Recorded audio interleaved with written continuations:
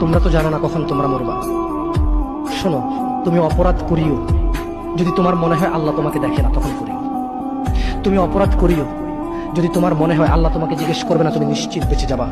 তুমি অপরাধ করিও যদি তোমার মনে হয় যে আল্লাহ তোমার জন্য জাহান্নাম নির্ধারণ করবে, আর তুমি আল্লাহকে বলবো আল্লাহ আপনি বললেই হবে না আমি জাহান্নামে যাবো। যদি এই ক্ষমতার অধিকারী হও তাহলে তুমি অপরাধ করিও। তোমাকে বলি, মহিলা, মা, বোন, চাচা, চাচি, নামাজ ছাড়া মানুষ মুসলমান থাকে না। ওয়াল্লাহি আমি বলছি না কোথায় বাঁধবেন, তর্ক পরে। আমি বলছি আপনি নামাজটা স্টার্ট করেন। আমি বলছি না যে তারা ওই 20 রাকাত করবেন না 8 রাকাত করবেন। আমি বলছি যে আপনি পড়েন, 2 রাকাত হইল পড়েন। আমি বলছি যে আপনি ঈশান নামাজ 15 রাকাত দরকার নেই, আপনি শুধু 4 পড়েন। আমি কি বলছি সুন্নত বাদ দিতে? আমি বলছি যে তুমি পড়ছো না, শোনো, ভয় পেও না, ঈশান নামাজ 15 রাকাত তোমার উপরে ফরজ নয়। আমি তোমাকে না করছি না 15 রাকাত পড়তে। আমি বলছি যে তুমি নামাজই পড়ো না, 4 পড়ো। এই 4 রাকাত ঈশা না পড়লে তুমি মুসলিম নও।